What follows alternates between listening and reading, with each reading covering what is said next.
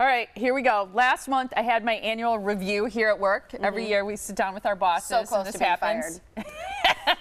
Well, they were especially critical this year about my lack of computer skills, and then I am not doing enough to reach out to you, our viewers of this show. So they told me to step up my social media game. Yeah, that was in her review. So today, we called in the big guns to help out Molly to get more likes on her Facebook page.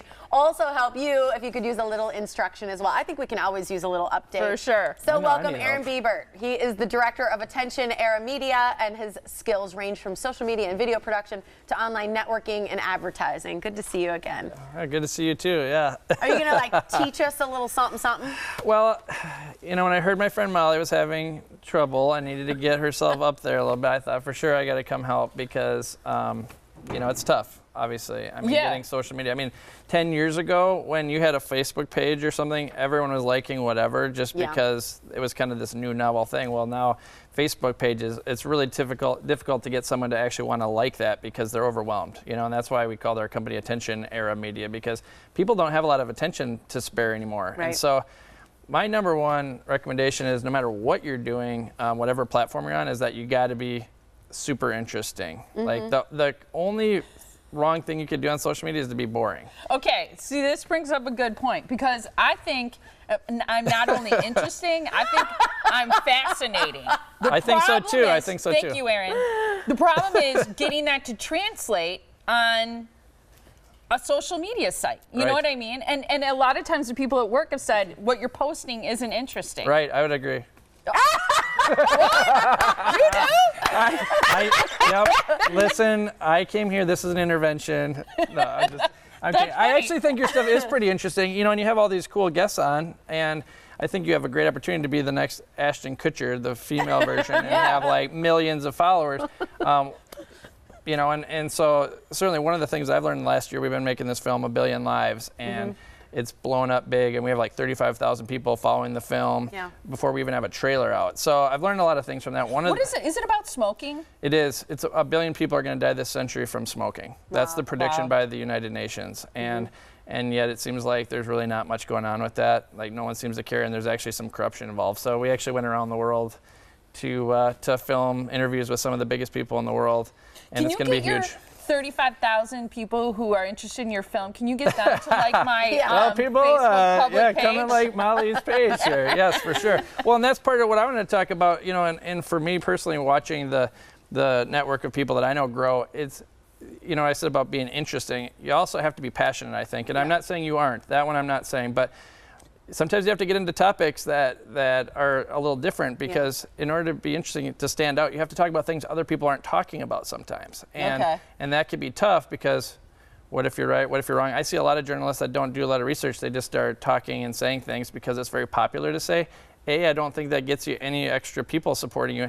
And B, sometimes you end up on the wrong side of history. And we found that with a lot of journalists in our interviews are on the wrong side of history, and they're just doing it because it's cool to act like that. And so certainly I think taking a stance on a lot of things after doing a little bit of research might get you a huge fan base. I've watched some of these guys blow up big because they're actually talking about things people care about, and they're doing it in the right way. Do you have to find a niche, though? Clearly what you're doing with 1 Billion Lives has a strong niche. I would assume people who want smoking to just go away, or they have someone former in their smokers life who've struggled with quitting, or family members who've lost someone to lung cancer or whatever it may be. You've got a real built-in niche. So if there's a small business out there, or somebody who's just trying to be someone online, whatever it may be, or their purpose for being online, how do you find your niche? Right. Well, the good news is everybody has their own niche. It's called being themselves. And you have your own passions and you have your own interests. And I would say the number one thing is to really do things you really care about, because that'll show. When people are doing things that they're just doing for the numbers, or they're just doing, it's very shallow.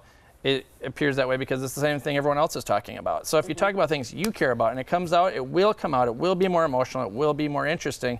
So anyone who's got a small business is probably pretty passionate about certainly their business, but certainly other things as well. And I would say the more you let people just see who you are for real, the more people will want to get on board with that, because people are bored right now, even though they're overwhelmed. It's kind of a weird thing. They're bored of the same old, but they can't find the interesting. So once they find you, they're going to be big fans. We have connected your phone live on our screen. So show us something. And I don't know what you want to show us. If it's something that's here's something that's interesting. not Oh, our working right producer now. just said it's not working right now. Oh, it's not working. Oh, no. What's something that you could tell us? Sorry about that. Nope, no that's worries.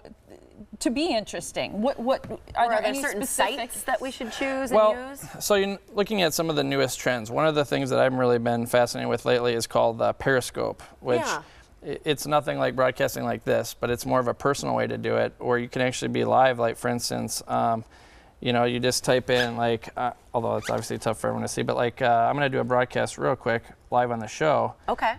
So do people have to have the app to be able to follow you, or can you post it what's on- interesting is, like, for instance, You can turn it around and we can see it on. I'm going to flip it Yeah, right show us here. over there. So, you can Yeah, I'll actually hop it. see, like, we're actually live right now on TV, and you guys are doing such cool things. We're live right now. Where? We're live on Periscope, and so this just went out to. You don't have to have the Periscope app to do it. Like, for instance, on Twitter, and I know you have Twitter. This is broadcasting live, literally right now, to like my 20,000 followers on Twitter. Hi, like me on Facebook. I'm my public page.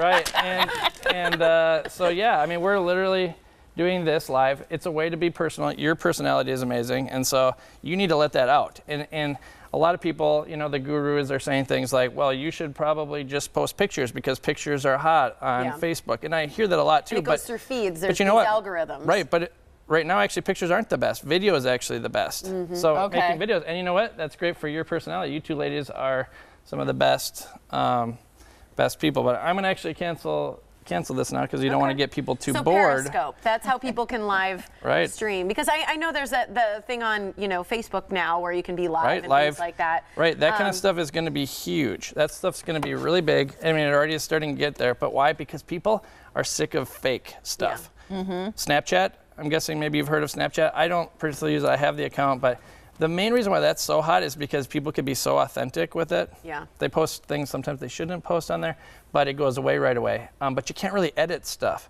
Like in Facebook photos, you can Photoshop that. You can do whatever you want. Yeah, so there's people none of that with Snapchat. Right, they're craving real stuff. And live, like Facebook Live or Periscope, some of that stuff is extra authentic, and it lets your personality out even more. And so that's kind of the key, I think, is telling your story and doing it in a way that's real and authentic. We're out of time, Yep. but I think those are great pieces of information.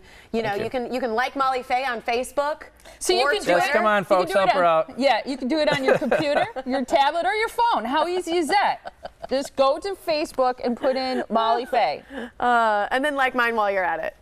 Yes, and Stephanie's too. Yeah, we should probably be equal opportunity. A billion lives is all. Thanks for But that's being here, okay. Yeah, awesome. Well, thank you guys. And you're going to come back sometime so we can talk more about your movie. I think so. That'd be it's pretty great. important. Love it when you're here, Aaron. Thank you so much. Yeah.